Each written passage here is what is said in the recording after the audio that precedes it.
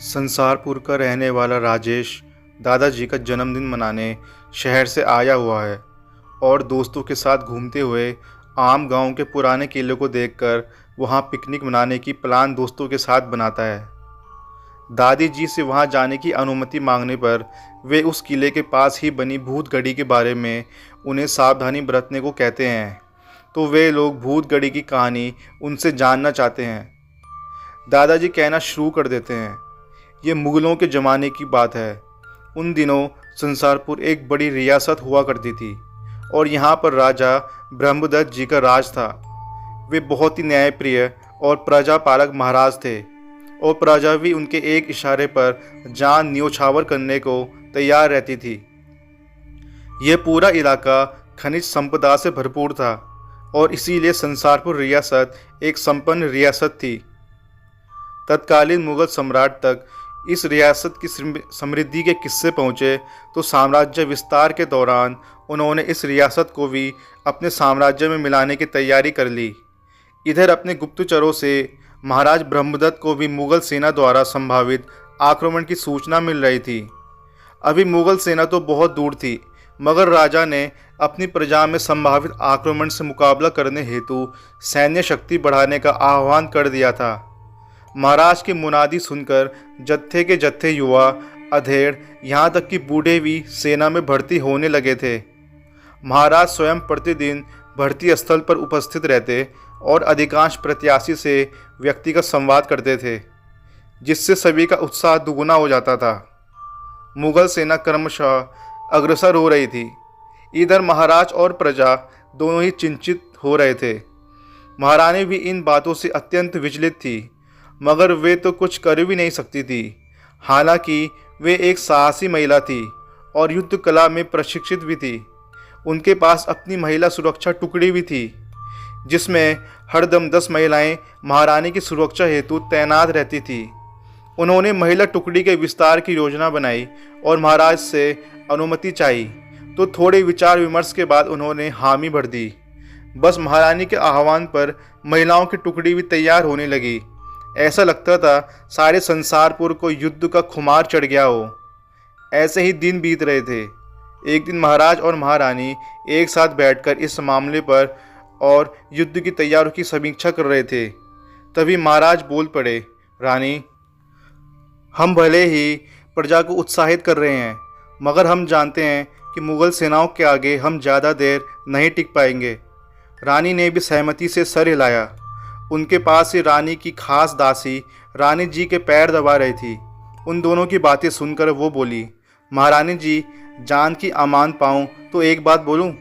महारानी हंसकर बोली, तो अब राजकाज में तू भी अपनी राय देगी?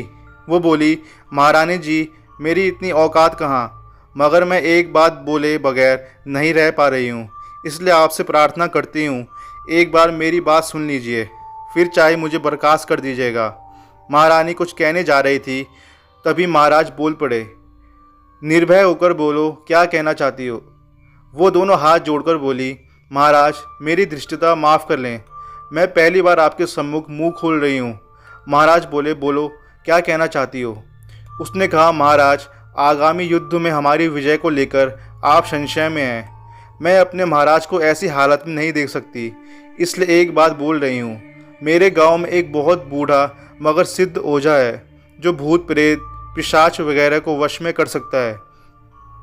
उसने एक बार हमारे गांव में एक करिश्मा कर दिखाया था।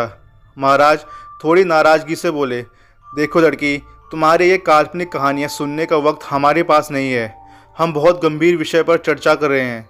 तुम अभी यहाँ से चले जाओ, वरना हम गुस्से पर काबू नहीं रख सकेंगे।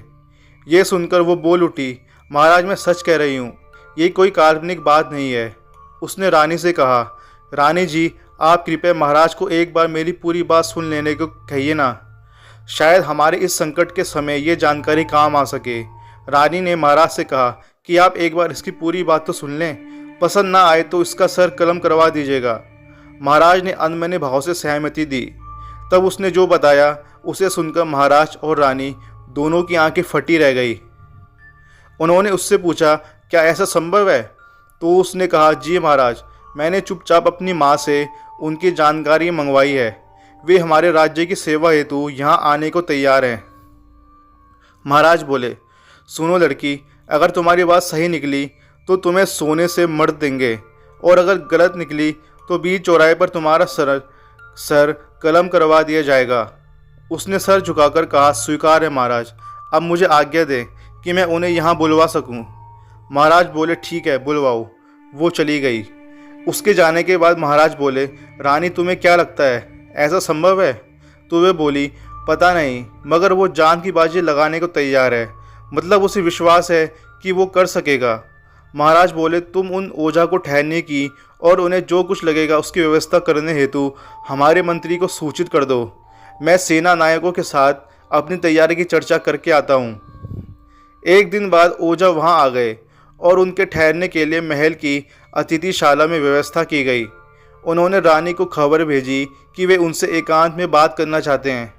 रानी ने कह दिया, शाम को मिल सकते हैं। तो वे बोले, नहीं, दोपहर में आना होगा, क्योंकि आज रात से काम शुरू होगा और उसके लिए कुछ सामग्री का प्रबंधक आवश्यक है, इसलिए रानी को दोपहर में ही आना होगा।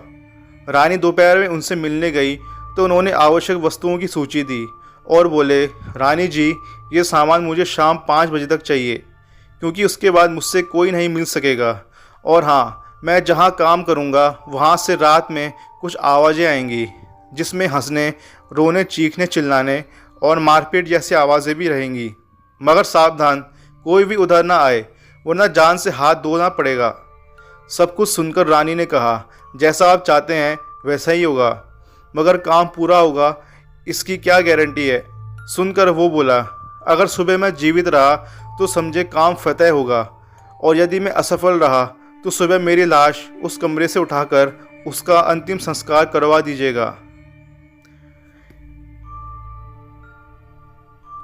दादाजी बता रहे थे और राजोश मनोयोग से सुन रहा था। उन्होंने बताया कि ओझा के कहे अनुसार सारी सामग्री उसके पास पहुंचा दी गई और शाम से उस क्षेत्र में सभी का जाना वर्जित कर दिया गया। उस अतिथिशाला के चारों ओर सिपाही तैनात कर दिए गए। उन्हें सख्त हिदायत दी गई कि अंदर से कैसी भी आवाज़ें आएं, उन्हें ध्यान नहीं देना है। ओझा भी शाम से ही अपने कक्ष में बंद हो गया था। अंदर क्या चल रहा है ये किसी को नहीं पता था। महाराज और महारानी भी उत्सुकता से सारी रात सो न सके। ओझा अंदर अपने कार्य में व्यस्त था। आधी रात के बाद से उस ओर से कुछ आवाज़ें आने लगी। कभी लगता कोई रो रहा है, अगले पर अट्ठास गूंज उठता। धीरे धीरे कोलाहल बढ़ने लगा और भोर से पहले तो लगा कि सैकड़ों लोग एक साथ रुदन कर रहे हों। फिर लगभग 4 बजे ब्रह्म मुहूर्त में आवाज़ें आना बंद हो गई और सन्नाटा छा गया। थोड़ी देर बाद पाँव फटने पर ओझा बाहर आए और उन्होंने सिपाही से कहा कि महाराज और महारानी को बुला लाइए। सिपाही ने खबर भेजी और महाराज और महारानी, जो कि रात से ही उत्सुकता से परिणाम की प्रतीक्षा कर रहे थे, तुरंत अतिथिशाला पहुँचे। ओझा ने कक्ष के दरवाजे पर उनका स्वागत किया और उन्हें अंदर ले आए। अंदर एक चौकी पर 108 कमल के फूल रखे थे। ओझा ने महाराज और महारानी के सर पर एक तलवार पर लगे रक्त से टीका लगाया। फिर बोला, महाराज, ईश्वर की कृपा से कार्य संपन्न हो गया। बस अब आप अपने हाथों से इन कमल के फूलों की पंखुड़ियों को तोड़कर एक बोरी में भर दीजिए और फिर अपने सिपाहियों से कहकर अपनी रियासत की सीमा के बाहर जितनी दूर तक वे निर्विघ्न जा सकते हों वहां जाकर बिखेर दें। मुगल सेना उस क्षेत्र से आगे कभी नहीं आ पाएगी। महाराज ने आश्चर्य से ओझा को देखा तो वो बोला, महाराज विश्वास करें ऐसा ही होगा। महाराज ने वहीं बैठकर अपने हाथों से 108 कमल की पंखुड़ियों को अलग किया और एक बड़े बोरे में भरकर सिपाहियों को जैसे ओझा ने कहा था वैसे ही बिखेरने का आदेश दिया। सिपाही 2 दिन में रियासत की सीमा के बाहर जंगलों में जाकर उन पंखुड़ियों को बिखेर दिए। महाराज आगे की प्रतीक्षा करने लगे। उन्हें खबर मिली कि उन जंगलों में मुगल सेना प्रविष्ट हो चुकी है और कभी भी रियासत की सीमा पर आ सकती है। महाराज ने अपनी सेना को तैयार होने का हुक्म दे दिया। ये देखकर ओझा बोला, महाराज आप चिंता मत कीजिए, मुगल सेना कभी भी हमारी सीमा तक नहीं पहुंच पाएगी। सबने आश्चर्य से ओझा को देखा, मगर उसके मुंह पर आत्मविश्वास का तेज बिखरा हुआ था। वो दिन गुजरा और देखते ही देखते सप्ताह भी बीत गया, मगर मुगल सैनिक संसारपुर की सीमा तक नहीं पहुंच सके। अब महाराज और सेनापति को भी विश्वास होने लगा था कि ओझा के काम की वजह से ही मुगल सेना जंगलों में सिर्फ भटक ही रही थी। आश्चर्यजनक रूप से जहाँ तक कमल की पंखुड़ियाँ बिखरी हुई थी, वहाँ तक तो वो लोग पहुँच जाते थे, मगर उसके बाद पता नहीं क्यों वे भटक कर दूसरी ओर चले जाते थे। दिन, सप्ताह और यहाँ तक 1 महीना गुजर गया। मुगल सेना उन फूलों की बनाई गई सीमा को किसी प्रकार पार नहीं कर पा रही थी। आखिर 3 महीने तक जंगलों में भटकने के बाद उनका रस्त खत्म होने लगा और सेना का धैर्य भी जाता रहा। सिपाही अब परेशान होने लगे थे। ऐसी परिस्थिति में उनके सेनापति ने मुगल सेना को वापस ले जाने की तैयारी कर ली और अगले 15 दिनों में सारी सेना बैरंग वापस लौट गई। संसारपुर में उस रोज़ दिवाली मनाई गई और ओझा को विशेष सम्मान दिया गया।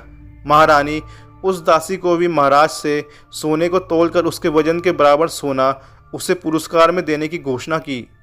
उसने भरी सभा में पुरस्कार ग्रहण किया और तुरंत महाराज को प्रणाम कर बोली, महाराज, मैंने पुरस्कार प्राप्त कर लिया। अब मैं सोने का राजकोष दान करती हूँ। इससे आपका वचन भी पूरा हुआ और यह सोना हमारी रियासत की भलाई के काम भी आ जाएगा। मैं इतना सोना कहाँ ले जाऊँगी? महाराज सहित पूरी सभा ने हर्षध्वनि से उसका अभिनंदन किया। उसके बाद महाराज ने ओझा से पूछा, अब आप बताएं हमें क्या करना होगा? ओझा बोला, महाराज, मुझे कुछ भी नहीं चाहिए, बस जिन्होंने आपकी सहायता की है उनके प्रति कृतज्ञता दर्शाने के लिए आप एक शानदार घड़ी बनवा दीजिए, क्योंकि मैंने जब उनका आह्वान किया था तो उन्हें वचन दिया था कि वे अगर हमारी मदद करेंगे तो मैं महाराज से कहकर उनके लिए एक शानदार घड़ी बनवा देने की प्रार्थना करूंगा। बस महाराज ने तुरंत घोषणा की कि संसारपुर के पहाड़ी टीले पर हमारे महल की टक्कर की घड़ी बनवाई जाएगी। बस उसी दिन राजपुरोहित जी को बुलाकर शुभ मुहूर्त निकलवाया गया और वो घड़ी बनवाई गई, जिसके पास जाने का निषेध किया जाता है। राजेश ने उत्सुकता से पूछा, मगर दादाजी, ये तो बताइए कि ओझा ने किसका आह्वान किया था और उन्होंने किस प्रकार सहायता की थी? दादाजी ने दोनों हाथ कान पर रखकर क्षमा मांगने की मुद्रा में बताया कि ओझा ने महारानी को बताया था कि वो भूतों की एक प्रजाति, जिन्हें छीत कहते हैं, उनकी मदद से मुगल सेना का संसारपुर की सीमा में प्रवेश रुकवा सकता है। उन छीतों की ये खूबी है कि वे सामने वाले का रास्ता भुला देते हैं और वे कभी भी उनके इलाके में नहीं आ सकता है। बस उसने उस रात मंत्रों के माध्यम से उनका आह्वान करके उनसे मदद मांगी थी और बदले में उन्हें एक घड़ी देने का वादा किया था। उन्होंने भी वचन के मुताबिक मुगल सेना को भटकाकर वापस भेज दिया था। राजेश ने पूछा, क्या आज भी वहाँ जाने वाले रास्ते भटक जाते हैं? तो दादाजी बोले, हाँ बेटा, इसीलिए वहाँ जाना वर्जित है। बस मैंने इसी कारण से तुम लोगों को वहाँ जाने से मना किया था। तो दोस्तों, ये थी आज की कहानी। उम्मीद है आपकी ये कहानी पसंद आई होगी। तो मिलते हैं आपको अगली वीडियो में।